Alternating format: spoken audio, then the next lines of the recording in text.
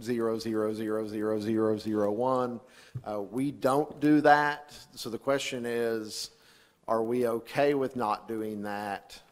And just kind of telling the Board of Health, we want terpenes, but leaving it to their jurisdiction to make their own rules here. That's the question. Go ahead. Yes. Yeah, and I understand that, but to Senator Daniels' point, on page 3, where we're telling what the testing categories are, and that a lab must be able to test for those, we do list terpenes there, the general category. But then on page 4, for the standards of testing, where we tell what the lab must test for, we list the THC, THCA, CBD, and on, but don't list the terpenes there. Representative Eccles. Thank you. Representative, I think you're right. I think you could fix that by just adding, I think you and the senator was right, it just, I guess, took me a while to get it through, just for it to click, but I think I agree with both of you. Do you think, Senator and Representative, looking at page 4, we could solve that with a pretty easy amendment? So in between CBG, and it says and CBN, strike that and, put comma, and other terpenes? Yes. But understanding that we're going to leave that list up to the Department of Health as to what those terpenes are. I totally agree, and I think that makes sense, because you're dealing with one says what the lab can. Again, you said that before, and it just took, you had to explain it apparently very simply for me, but I get it now. Senator Daniels. Thank you, Mr. Chairman. I appreciate Representative Loring interpreting my mishmash and making it clear. But we would also then do that under cannabinoids, right? Just put that language in both those places. I think it's in, let me make sure, again, it took me a while, Mr. Chairman, if that's okay. Yeah. Go for it, please. I think it's in, and let me make sure I'm following. It's in on the first page under cannabinoid concentrates. We need to add it on page 4 under standards of testing. I'm going to have another change I'll talk about later to this that won't matter. And I think we can add it by striking the word and in between CBG and CBN, putting a comma, and then saying and other terpenes. Is there anywhere else you think it needs to go, Senator? Well, just those two sections, the concentrates and extracts, and then under the standards for testing, cannabinoids, if I'm saying that wrong, cannabinoids on 4. So there were 2 places I was going to add terpenes. Yeah, you're right. And so it would be THC and CB concentration, comma, and other terpenes. I think you're correct, Senator, because we're doing, yeah, I think Senator, would you mind, Representative, if I submit that to David for a part of an amendment? Follow up?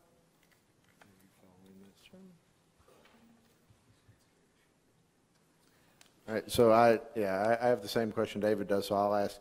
Tell me specifically the 2 places that you want this amendment. Assuming it's appropriate, on page 4, I would add it to the paragraph subtitle, Testing Requirements for Concentrates and Extracts. I got it.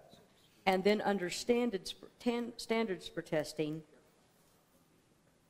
add it to the section on cannabinoids, because then that mirrors the labeling requirements we had. Okay. And I agree that the list of what they test for ought to go in your cover letter, not in this document. Okay. So just to restate, we would be adding terpenes to under requirements for testing into the section testing requirements for concentrates and extracts, and under standards for testing into the paragraph on cannabinoids. Okay. They're working on preparing that language for an amendment. Any other things that we need to discuss? Representative Eccles. I had one that I'm having prepped right now for an amendment. It's under standards for standards for testing. We have the section, the last full sentence, third line up, begin parentheses. It says fail when potency of THC or CBD excludes plus or minus 15% of labeled potency. I would submit we need to take out the CBD plus or minus 15% as a reason for failure. We want to know what the THC content is. If somebody thinks they're getting a THC content, that needs to be relatively consistent. I don't understand why we would use as a reason for failure CBD. I mean, it doesn't make a lot of, to me, that one doesn't make, and it's interesting that they chose CBD as opposed to, say, THCA or CBDA or CBG or CBN. It just makes more sense. So I would submit we need to keep that for THC, take it out for CBD. And I'll yield the questions on that amendment and why. Senator Yak has a question. Oh, Senator Yak, thank you. Thank you, Mr. Chairman. So I'm curious why they would put that in there like that. Have you asked them that question? That seems fairly obvious, really. Yeah, so I'm just guessing here, but it's probably a lack of understanding, if I was guessing. I can't imagine why you would be super concerned. I mean, ironically, you have a better argument for THCA plus or minus 15% than CBD, because in theory, THCA can be manipulated to get rid of the A. And I think it's because CBD is in the news, and that's the one that everybody knows what it is. So, and again, I'm just guessing, but when you look at, I mean, right now in Oklahoma, we've sold with no adverse consequences, completely untested pure CBD for 4 years. Now, I'm working with that industry, and I think we probably ought to start testing, but we ought to start testing so people know what they're getting, not that there's any danger of becoming intoxicated from really potent CBD. Knowing that area, it's hard for me to understand why it would even be a concern. And even the bigger concern is you could see a low CBD content that could easily have a variation. So let's say you have a CBD product that has a very low CBD content. You could easily see a variation of plus or minus 15%, and this testing would require destruction of the entire amount, which to me seems a bit extreme when there's no real reason to do it. For follow-up. Follow-up, yes. For the health, it just seems to me, for the health department to specifically put CBD in there, I just infer from that they have a health concern with that. And I'd be curious to know if that's just an oversight or why they did put that in there specifically. And I don't know how we can find that out. Maybe with your amendment, if it goes through, they realize there's a change there, they may or may not go along with it. But I'd be curious if they have health concerns with CBD being in there at that level, that 15 plus or minus. That's my curiosity, why they would specify that. I think it's important enough that it need to be in there specifically like it is. And for a follow-up? Yeah, so for the health department that's listening, that they would be met with a relatively angry majority floor leader if they were to come in and say they have an issue with that, considering we have been selling this untested in the state of Oklahoma for the past 4 years, and I put my cell phone number on everything in the planet, and they've never once called me. So I would definitely feel like they were laying behind the log if they had an issue with the testing levels of CBDs, because they have not been they haven't been unhelpful, but nobody's come to me, and I've been talking about testing it for a while. So I hope they have a really good reason. I think my reason's probably that it's just been in the news, and the Department of Health's not experts in marijuana, but I'm sure they're listening, and if they have an issue with the testing levels of CBD, I hope they come tell me and let me know why they haven't talked to me in 4 years. That's not the Senator, your point's correct. I mean, just for me, this issue is kind of personal, so it would be it'd be a hard pill to swallow from the health department perspective. Anyway. All right, so this amendment actually is before you. This is one that we had typed up before the meeting had started, so it should have been distributed to you now. Any other questions, discussions? We're looking at amendment number 3 by Representative Eccles. Questions, comments, thoughts? We will need to vote on this to make a change. Representative Loring. So I would just point out, if I'm at the right place in the paperwork, that it still does not include and other terpenes. That will come in another amendment that's being sent to the printer as we speak. Representative Yak. Thank you, Mr. Chairman. So Senator Paxton's concerned about maybe instead of beginning May 15th, no later than May 15th, would that be a separate amendment? Yes. But I thought that we were going to just cover that in the cover letter. Are we proposing an amendment to actually change all instances of beginning with to ending on Oh, yeah, never mind. May 15th? Senator Paxton. I think it was just the cover letter was satisfactory. Okay. Just to put that in the cover letter, that they can add that in there. Okay. Senator Yak, is that okay with you? Okay. All right. Anything else on amendment number 3, which strikes the words "or CBD" from the cannabinoid section? If there is no other discussion, I will call for a vote on this amendment. The way we will vote is just by a show of hands so that we can record the number of votes for and against, and we don't, with 8 people voting, yays or nays would get pretty easy for me to fudge if I wanted to, so I would rather have an actual number. So, all in favor of amendment number 3, signify by raising your hand. All opposed? You cannot raise your hand twice, so amendment number 3 will pass unanimously. All right. Senator Paxton. Just protocol here. We don't need a motion or anything like that. We can just do the vote. Well, we I could do don't that. I'm not worried about it if you're not.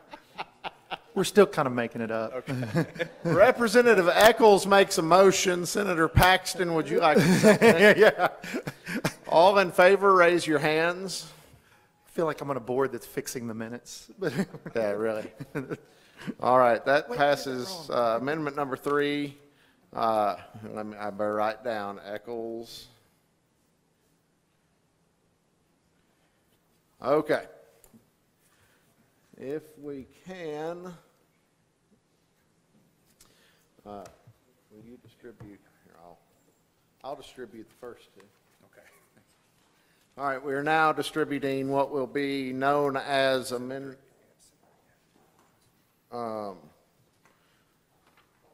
number 4, which is authored by Senator Yak.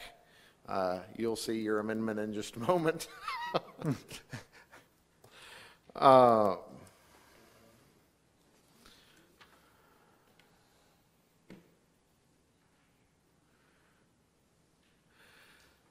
All right, so the change on here is 2 sections, and it is what we've earlier discussed. If product has not been lab tested, and this is what we have added, is the words, "in accordance with these rules," a warning stating this product has not been tested and cannot be verified to be safe for use. So we are adding just to specify it, it has to be tested according to the rules to this. Senator Yak, you have, I guess I just introduced your amendment, I'm sorry. Thank you for explaining my amendment. Yes, do you have further explanation of your amendment? Move to accept? We have a motion from Senator Eccles, second from, Representative Eccles, a second from Representative Roberts. Further discussion? Seeing none, all in favor, raise your hand. All opposed, that is unanimous. Okay.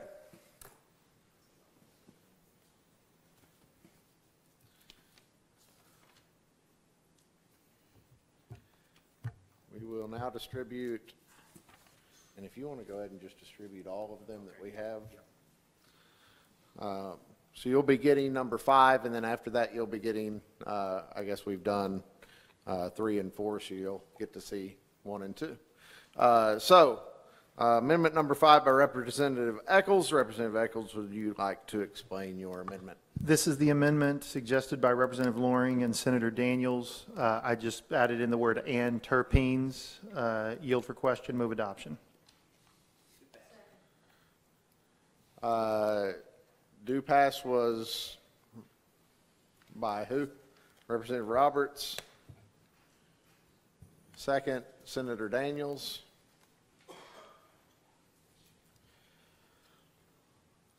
Questions? All in favor, raise your hand. All opposed, Senator Paxton, would you like to vote? Senator Paxton votes aye, and it passes unanimous. All right, we should be distributing number 1 and number 2. We will take up number 1 first. Number 1 is by me. And this is one of the questions from last week that we asked and decided we need to do a little more homework on. What we have right now in the language before you is, so this is in the section prohibited products. So anything listed here are things that a dispensary cannot sell. We have already changed to allow the sale of seedlings. My amendment is to also allow the sale of mature plants.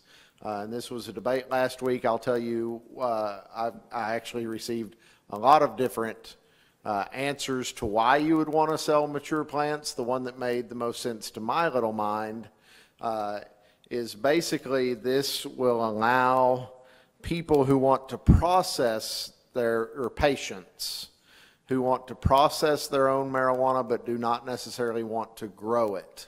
It would be somewhat the difference of you can go to the store and buy chocolate chip cookies, or you can go to the store and buy the ingredients for chocolate chip cookies. This allows someone to to purchase the raw ingredient instead of purchasing something that has already been processed. So with that, I think there probably is a need or a reason that someone might want to purchase a mature plant. Obviously, these would be people who have to have a license to own a mature plant, so I don't see why we would prohibit it, which is, I believe, what Representative Eccles said all along. It just took me a week to figure out that he was right. I'm wrong a lot, too. Well, that's why it took me a week. I fact-check most everything you say. That's right. As well you should. Due pass. Representative Eccles with due pass, I will second. Senator Daniels at least has a face that looks like it wants to ask a question. Yes, my face does. Thank you, Mr. Chairman. Just confirming from my own understanding, of course, the limits on how many mature plants you can possess would apply here. So you're not, okay, you don't need anything about limiting numbers because that's already stated elsewhere. That's my belief, yes. Other questions on amendment number 1? Seeing none, we have a due pass. We have a second. All in favor, raise your hand. We have 8 in favor, opposed, can't have any, so that passes unanimous. All right, we have amendment number 2 by Senator Daniels. Senator Daniels, would you like to explain your amendment? Thank you, Mr. Chairman. On page 1 and 2, we have 3 different references to a warning about use of medical marijuana during pregnancy. 2 of them read, marijuana use during pregnancy or breastfeeding poses potential harms. This 3rd one was much more specific and referenced birth defects. I wish to have it be more general, the one used in the other 2 places, and remove this one. Consistency, and this one is more specific, and I prefer the more general one. Second. We have a do pass, Representative Roberts, second by Representative Eccles. Any questions on amendment number 2 for the author? Seeing no questions, we will call amendment number 2 for a vote. All in favor, raise your hand. Any opposed? Abstain? We have 1 abstention.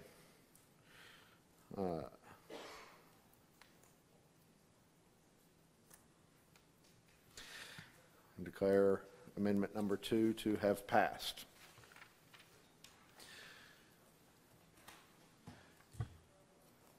Those are all of the amendments that we have before us, unless someone has come up with something in the past few minutes.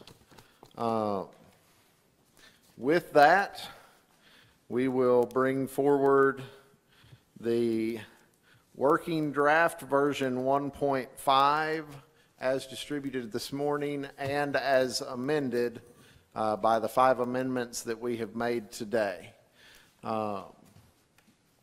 Questions on I almost said questions on the bill, that would be inappropriate. Questions on the recommended rules? Representative Eccles. Mr. Chairman, we have in an extremely open process that I actually have been proud to be a part of over these last couple weeks, debated this, admitted things we didn't know, talked about really, really hard questions, and I think came up with a good work product. So at this time, I would move, unless there are questions, I would move that the committee accept this draft as a recommendation that the committee would make to the Board of Health for testing and labeling standards. We have a motion from Representative Eccles, a second from Senator Yek. Question from Representative Loring. Thank you, Mr. Chairman, and I'm as concerned as everybody else about the testing standards and labeling and the need to get this done, but could we walk through the process? So let's say we approve this, which I anticipate is going to be what happens. We send it to the health department. They then approve it. And so it is then officially the rules. What is the enforcement mechanism to make sure, the way I'm recalling how this works, there has to be a statutory authorization for them to enforce rules. And I'm just questioning whether or not we're adequately dealing with that issue.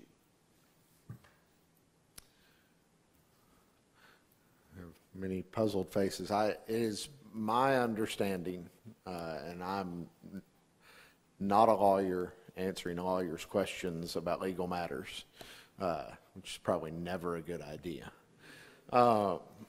Is my understanding that through this process that there are things that State Question 788 allowed the health department to make rules on. Where we got into trouble is that it was the belief of the Attorney General that the first set of rules made by the Board of Health overstepped the authorizations that 788, which is statute. So we have existing statute that gives the health department powers to make these rules. They overstepped that according to the letter submitted by the Attorney General. In reaction to that, the Board of Health retracted a lot, I mean, almost all, I would say, of the rules that they had put in place. Kind of since that reaction to pull back so much, it was the testimony of the Department of Health that they probably did have the authority through State Question 788 and through the statute, that 788 became, to do what we're asking them to do today. And so that's where the authorization would come from, is from 788 itself.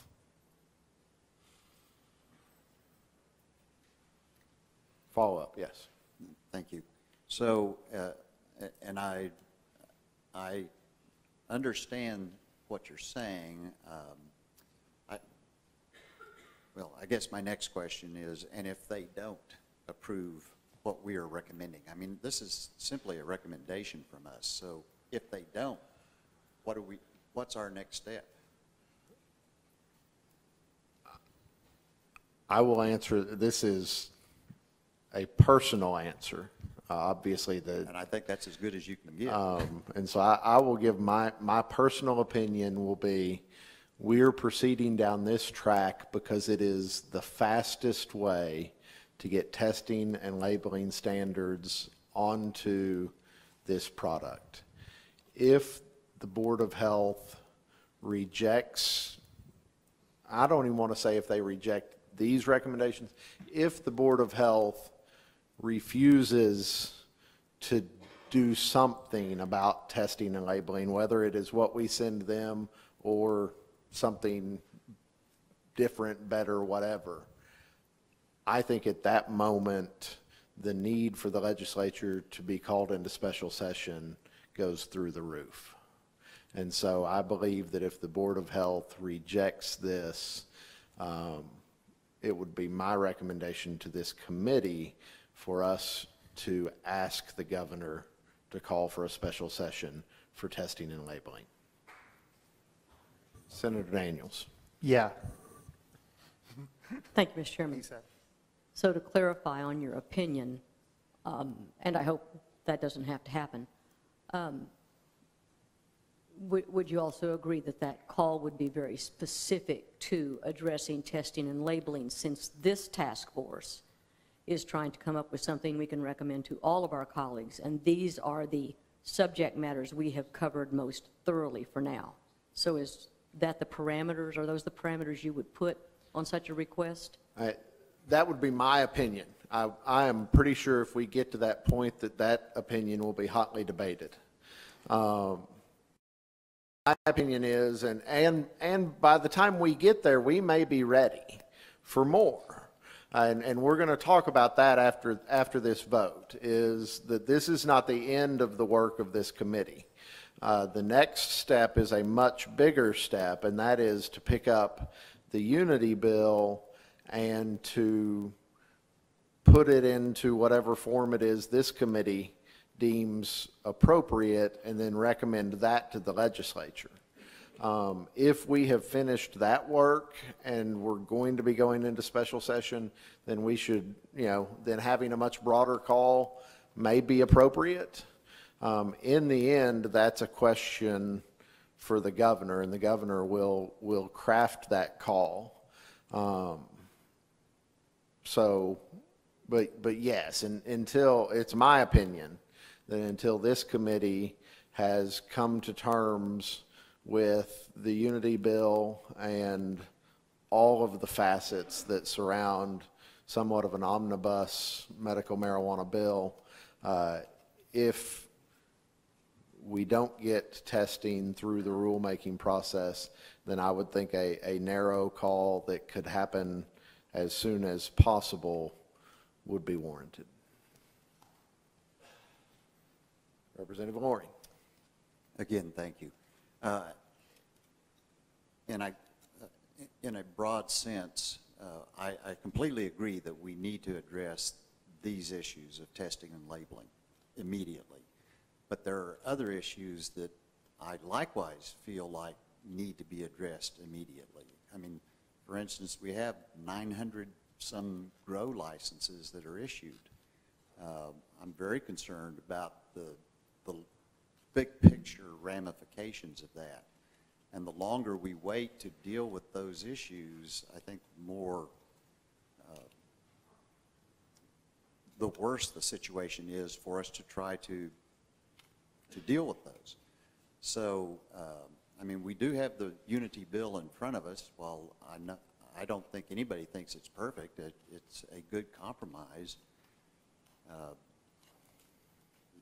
I didn't get the reassurance that I wanted to hear that we're going to proceed on with the Unity bill, I guess is what I'm saying. And so you're looking for more assurance from me that we're going to move forward with your Unity bill? Is that your question? Yes. I will give you assurance that we as a committee are going to be given the opportunity to look at, discuss, amend as necessary, and vote to make a recommendation to the legislature that they pass whatever that final form is. I know that there are members of the committee who have sections, not the whole bill, but there are sections of the Unity bill that give some members of the committee some heartburn, and I think that it is our job to work through those sections and make sure those are recommendations that we want to make to the legislature, to the Senate and the House as a whole. But that is definitely our intention, and I feel pretty safe speaking for my co-chair that is the next thing on this committee's agenda, for sure. Thank you. Other discussion, we have a motion and a second to approve these recommended rules as amended. Any other discussion or questions before we hold that vote? Seeing none. All in favor of working draft version 1.5 as presented to the committee today and as amended by the committee today, to make that recommendation along with the cover letter from my co-chair and I with some of the things that we have added. All in favor of that, raise your hand. All opposed? That is a unanimous vote. Thank you very much. That concludes our business today. I want to talk a little bit, going back to what we just discussed. First, I would like to emphasize how incredibly historic what just happened here is. And I will take the liberty of saying how proud I am of this committee and the work that we have done. And I'll even allow an outburst. None of us had a clue exactly what would happen next when we came in for the first meeting of this committee, for sure. We have had our ups, we have had our downs.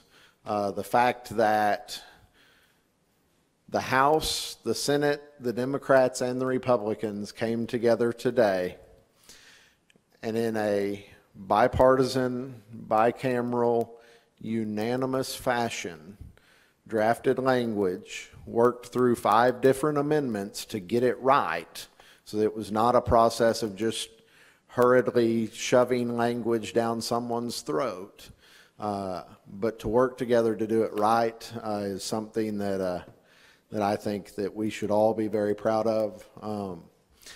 Representative Echols and I, again, he can tell me when I speak for him and I shouldn't, but the task that we were given by the pro tem and the Speaker of the House when we started this 12 weeks ago was to go out and gather all of the information that we needed to gather to put forth good recommendations to the legislature.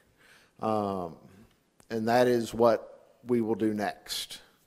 Part of this process really I think without some of the pain of the last 12 weeks, the Unity Bill would not exist.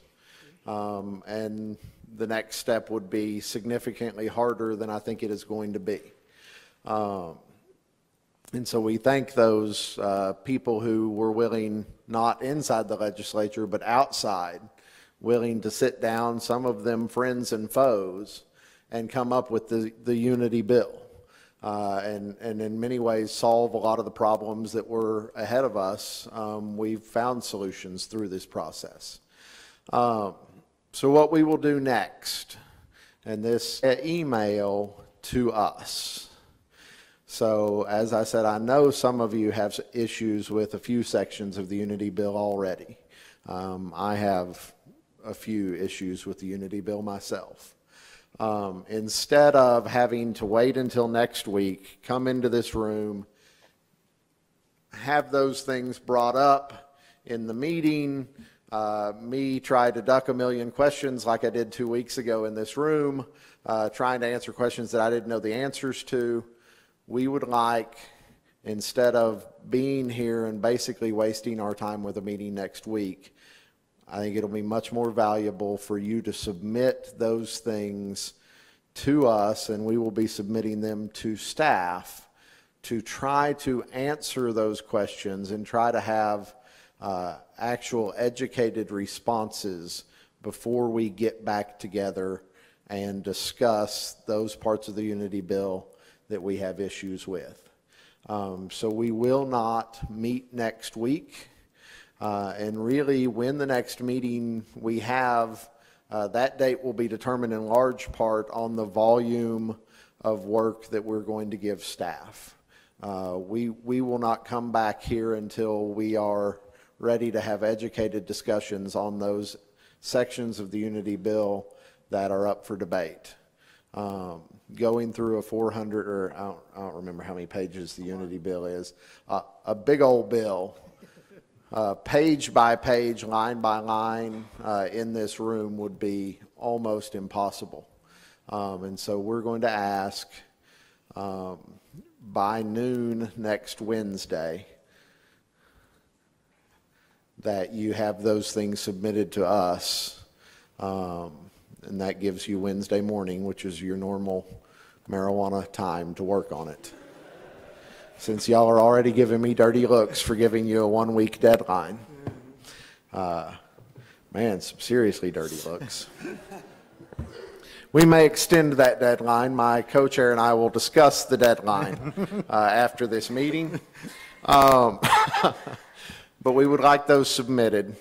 We will notify you when the next meeting is and kind of give you the background, the questions, and kind of the parameters of how we're going to move forward. A lot of that will depend a lot on your emails and the questions that you ask. So with that, we'll turn it over to my co-chair, and then we'll try to wrap all of this up. We'll go ahead and then Senator Paxton has a question, but Representative Echols first. Okay. Senator Paxton. Mine's a very, very quick question. The version I'm working off of the Unity Bill is a 208-page version. Is that the proper one? Let me double check. Thank you very much. We will, and this is something that I had in my notes, but then I didn't look down when I started talking. We will make sure that we all have the latest version, because there have been many versions. So we will distribute the latest version of the Unity Bill to each of you by email, because yes, the last thing we want is for us to spend the next 2 weeks submitting edits to multiple versions of the same bill. So we will submit to you the bill that we want you working off of from here on out, and that will be whatever that latest version of the Unity Bill is. Thank you very much for the question. Senator Daniels. Thank you, Mr. Chairman. I hope your version's the one that I have. My printer at home is beginning to, yes, wear out. Anyway, have Senate or House legal staff weighed in at all on anything about the Unity Bill before we go through and start to assess it ourselves? I've done part of it. will you share with us any communication we have from legal staff about where there may be some red flags, if those red flags exist? Good idea. Or is it up to us to ask those questions individually? Why don't we do this? Because I think you're right. I think before we delve into it, having some thoughts from them. So we'll ask legal staff, because it has not been run through legal review. I know from discussion that one of the issues or worries, or however you want to word that legal staff has, is that there are a lot of sections of existing statute that it seems that the Unity Bill is changing, but we are not changing the existing statute. So there is a concern, I believe, held by legal staff that if we actually go in and just pass the Unity Bill, we are going to be setting up a multitude of dueling statutes that have differing opinions on the exact same subject. So that's something we're going to need legal staff to kind of help us out with, for sure. Representative Eccles. I just want to say before we're done, I'm excited about this next step of the process. I'm excited. There's an awful lot of cleanup work that needs to be done with the Unity Bill, and as far as format, Senator, and I agree, maybe the next step is to have legal staff kind of delve into it. We'll work on that. What I wanted to say in the committee, because I had told my my Democrat colleagues I was going to say this, I want to commend, I think, Representative Loring, Representative Rosecrans, Representative Leader Copeland, I want to say it publicly, on the House side, how diligently they worked, how hard we've worked together. I want to talk about Representative West, Representative Bush, Representative Roberts, Representative Fettgetter. They've put in a lot of time in this. And, you know, it's funny when you're in the legislature, a lot of us were in campaign season, so we're talking about why we run. You know, why do we do it? And I tell people I do it because about 75% of the days, I leave this building just as frustrated as can be and gripping my steering wheel as tight as I can, saying I'm never coming back and I hope I see none of you people ever again. But there are a few days. There are a few days you go home and you get to drive home and you get to say, the state of Oklahoma was better because I individually was up here today. And for all of us that have experienced that, that's why we do it. We do it for those days. It's like me, I'm a bad golfer. But there's that shot that brings me back. You know, we had a whole lot more press here the first day because that's historic. And those of us that have been here long enough know those days that we made the state better, normally we're the only ones that know. We're the only ones that go home saying things were better because we did it. Things were better today because of what we did. They were better because we put down partisan politics and we worked together. They were better because we put down bicameral politics, which can be just as nasty as partisan politics. And we had a room full of people that wanted to do what was right. We worked through some hard issues that not everyone agreed with on everything, and we compromised. And today is a day I'm going to go home feeling like it was better. And it won't get all the pomp and circumstance the first day got, but it was a good day. And I want to encourage the committee, let's keep up that same work as we enter into the next phase. And let's continue to have these strong disagreements about policy that we find a way to work through, because we still can set the example. I think Representative Loring was 100% correct. There's a lot of things left to be done. And we need to set the example in the state of Oklahoma as to how we implement the will of the people. And we do it in a way that the people can be proud of. And there were a lot of legislative days last year. I think with the process, none of us walked out proud. I'm walking out proud of the people I work with in this room and what they've done on both sides of the aisle in both chambers. You worked very hard on this, and I'm very excited to enter in this next phase with the co-chairman and having an imperfect baseline to start with in the Unity Bill that's going to need some tweaks and is going to need to put in ours.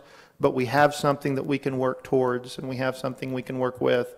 And I can't think of a better group on all sides. We tease each other a lot, but at the end of the day, I'm proud to work with every one of you, and I want to make sure I said that publicly. And then, while I listed my House members by name, I think the exact same thing of my Senate colleagues that have just been incredible to work with. And I wanted to publicly say thank you and how important it was to me.